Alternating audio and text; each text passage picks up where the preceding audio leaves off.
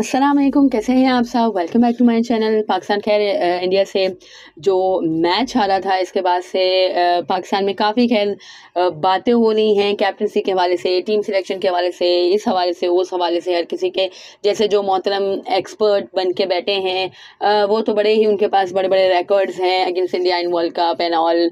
और जो भी खैर जब वो खेलते थे तो क्या पाकिस्तान की सूरत हाल होती थी और अब क्या सूरत हाल होती है। बट इन सब से है कि बिल्कुल उन सबको भूल के ये मोहतरम एक्सपर्ट्स ऐसे बने बैठे होते हैं जैसे पूरी दुनिया के है कि अक्ल कुल यही मोहतरम है।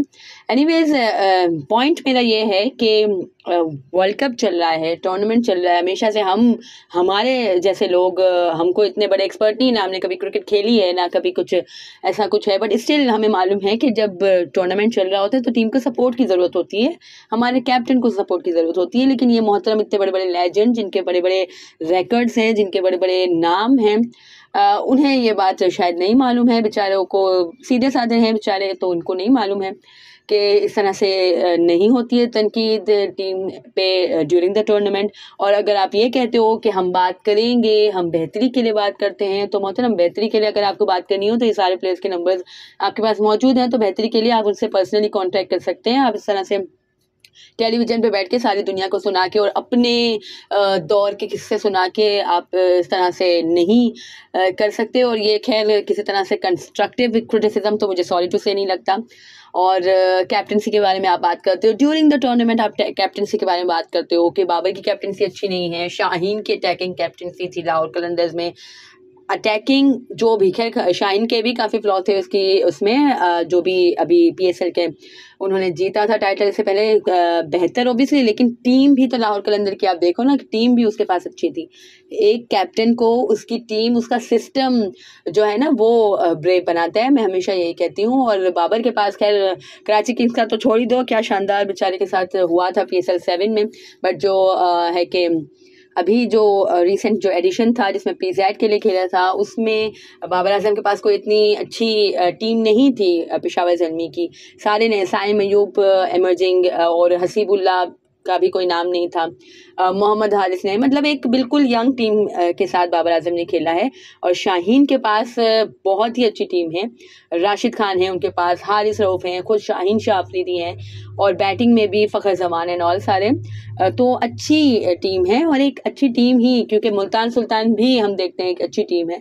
तो इस वजह से इन दोनों टीम्स की जो मवाजना है या जो इनकी क्रिकेट का लेवल है वो ज़्यादा अच्छा होता है। But hats off to Babar Azam के वो क्वालिफायर्स तक भी लेके गए अपनी टीम को।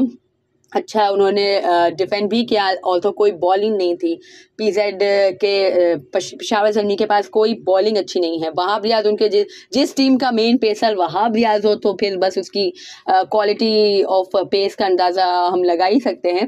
एनीवेज आमिर जमाल ने खैर अच्छा किया था पेशावर ज़ल्मी के लिए। बट बात ये हो रही है कि I don't consider Shaheen Shah Afridi को, मैं कोई इतना अच्छा कैप्टन नहीं कंसिडर करती। हाँ उन्होंने अच्छी कैप्टनसी बेशक की है, लेकिन बहुत से फ्लॉज भी थे और टीम उनकी बहुत अच्छी थी। सिकंदर आज़ाद जी देखें, लाहौर कलंदर्स की जो टीम थी ना वो सबसे अच्छी थी, that's why they are the champions.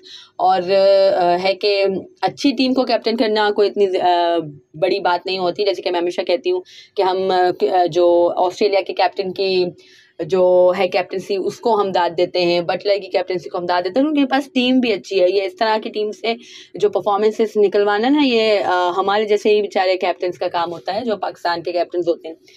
Anyways ये बड़े बड़े लेजेंड्स बैठ के इस तरह की बातें कर रहे हैं, टीम को सपोर्ट नहीं कर रहे, कैप्टनसी ड्यूरिंग द टूर्नामेंट इस तरह की बातें कर रहे हैं कि इसको हटा के इसको लगा देना चाहिए वर्ल्ड कप के बाद मींस।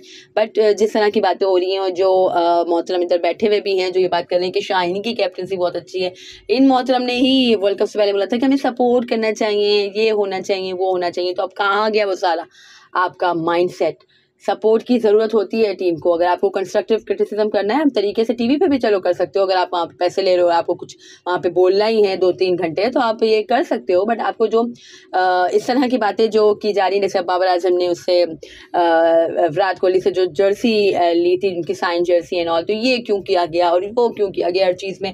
और मिकी ऑर्थर, खैर मिकी ऑर्थर ने जो भी ये दिया था स्टेटमेंट के बायलैटरल लग रही थी, ये लग रही थी, इसको खैर मैं भी एक्सक्यूज़ ही समझती हूँ और लेम एक्सक्यूज़ समझती हूँ। ये कोई एक्सक्यूज़ नहीं है कि इसकी वजह से हार गए एंड ऑल।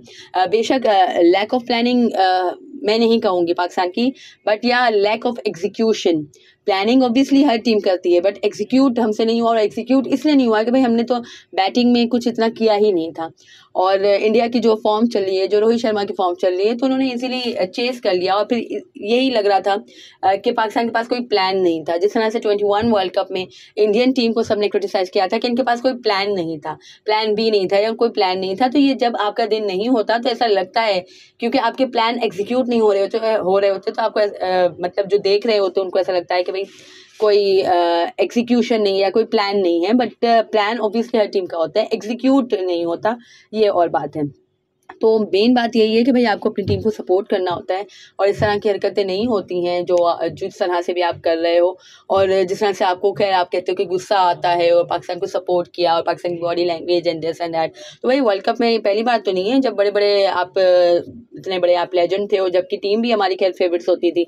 अभी तो वर्ल्ड कप में कि कभी भी जब हम इंडिया से खेलते हैं तो हम फेवरेट्स कभी भी नहीं होते, बट स्टिल समहाउ हमने अभी रिसेंट पास में ही मैनेज किया है कि हम इंडिया को हराते हैं। कभी T20 वर्ल्ड कप में हराया, कभी 2017 में हराया, चलो इधर उधर। तो अभी है कि हम डिफीट दे देते हैं। पहले ज़माने की टीम तो हमारी बहुत अच्छी थी, 90s की टीम तो हमारी बड़ी ज़बरदस्त होती थी, फेवरेट्स भी होती थी, बट स्टिल हम है कि हजीमत से 2-4 होते थे और काफ़ी कुछ एलिगेशंस भी लगते थे।